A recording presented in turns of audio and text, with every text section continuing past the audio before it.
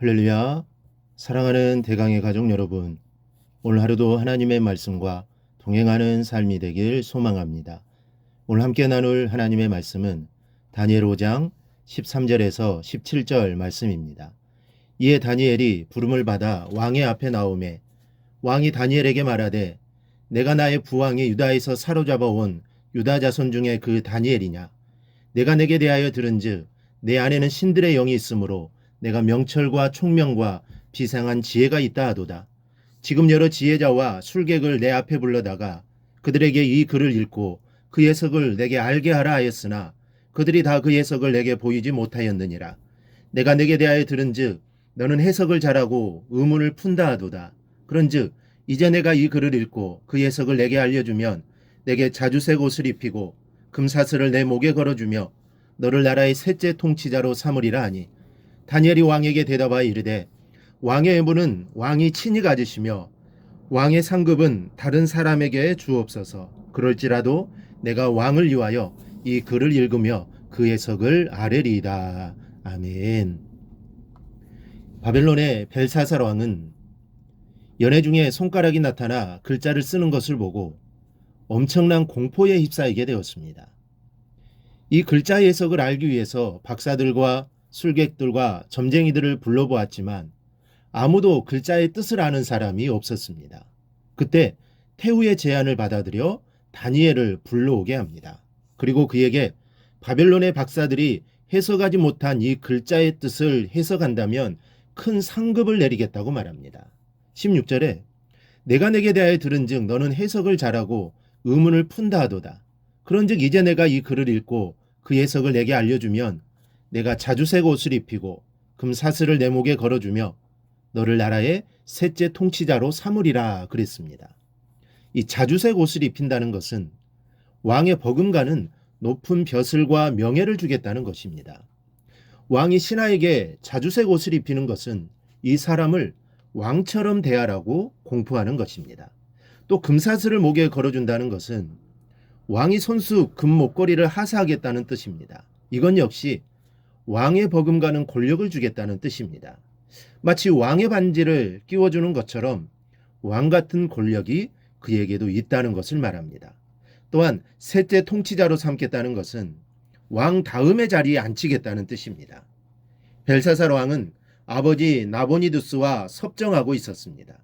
따라서 아버지와 벨사살 다음의 자리에 앉히겠다는 뜻으로 왕을 제외하고는 이보다 더 높은 자가 없음을 뜻합니다. 벨사살 왕은 정말로 파격적인 벼슬과 상급을 주겠다고 약속하고 있습니다. 여러분이 이런 제의를 받는다면 어떻겠습니까? 오래전에 이런 기사를 읽었습니다. 중고등학생들에게 만일 10억 원을 얻을 수 있다면 불법이라도 행하겠느냐라는 질문을 했습니다. 이 질문에 20%의 청소년들이 하겠다고 대답을 했습니다. 청소년들의 입에서 돈을 얻기 위해서는 나쁜 짓이라도 하겠답니다. 여러분, 사람에게 가장 중요한 것이 두 가지가 있습니다. 첫째는 어떻게 사느냐입니다. 이것은 무엇을 얻느냐보다 더 중요합니다. 둘째는 어떻게 죽느냐입니다. 즉 어떻게 살다가 어떻게 죽느냐, 이것은 인생에 있어서 가장 중요한 문제라고 생각이 됩니다. 이 질문에 간략히 대답을 드릴까요? 성도답게 살다가 성도답게 죽는 것입니다. 저 같은 경우는 목사답게 살다가 목사답게 죽는 것, 이것이 소원이고 꿈이며 또 기도의 제목입니다. 이 본문으로 돌아가 다니엘을 보십시오. 벨사살 왕이 다니엘에 제시한 상급의 크기가 굉장한 것입니다. 왕과 비등한 권세와 명예를 휘두를 수 있는 기회가 온 것입니다. 그러나 다니엘이 왕에게 하는 말을 보십시다. 17절 말씀을 보면 다니엘이 왕에게 대답하여 이르되 왕의 애물은 왕이 친히 가지시며 왕의 상급은 다른 사람에게 주옵소서. 그럴지라도 내가 왕을 위하여 이 글을 읽으며 그 해석을 아뢰리이다. 한마디로 상급 그런 것에는 관심이 없다는 말입니다. 나에게 줄 것이 있으면 다른 신하에게나 주라는 겁니다. 상급 같은 것을 주지 않더라도 그 해석을 알려주겠다는 것입니다. 즉 내가 하나님의 일을 하는 데 있어서 돈이나 명예 같은 것은 전혀 관련이 없다는 뜻입니다. 그렇습니다. 우리가 주님의 일을 하는 것은 명예 때문도 아니요, 돈 때문도 아니요, 권력 때문도 아닙니다. 주님이 달란트를 주셨고 사명을 주셨으며 하기를 원하시게 할 뿐입니다. 남들이 인정해주지 않아도 좋습니다. 고맙다는 인사를 받지 않아도 좋습니다. 주님께서 기뻐하시기에 일할 뿐입니다. 이 마음이 다니엘이 지닌 마음이요, 여러분에게도 이 마음이 가득 넘쳐나기를 바랍니다. 또 하나 다니엘이 이렇게 말한 이유는 그것이 바벨론과 벨사살을 향한 하나님의 계시였으며 자신은 하나님의 계시를 풀어 전해야 할 사명이 있었기 때문입니다.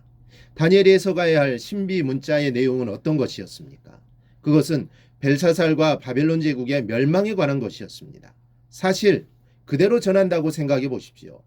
아무리 왕의 명이 있었다고는 하지만 그것은 뇌물과 상급을 받는 것은 고사하고 자칫 목숨을 잃을 수도 있는 아주 위험한 일이었습니다.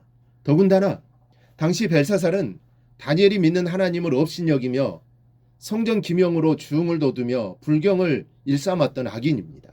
따라서 아무리 하나님의 계시라고 해도 그 면전에서 왕과 나라의 멸망에 대하여 말하는 것은 그야말로 목숨을 걸지 않고는 절대 할 수 없는 일입니다. 그러나 다니엘은 이것이 하나님으로부터 부여받은 사명이기에 죽음을 무릅쓰고 했던 것입니다. 이는 오늘 우리 성도들 모두가 굳게 붙들어야 할 삶의 자세라 할 수 있습니다. 여러분, 우리 성도들은 진리를 전해야 할 사명이 있는 사람들입니다. 그러므로 우리가 이 사명을 충성되이 감당하기를 원한다면 세상에 속한 모든 것에 초연해야 합니다. 그리고 오직 하나님의 말씀만 붙잡아야 합니다.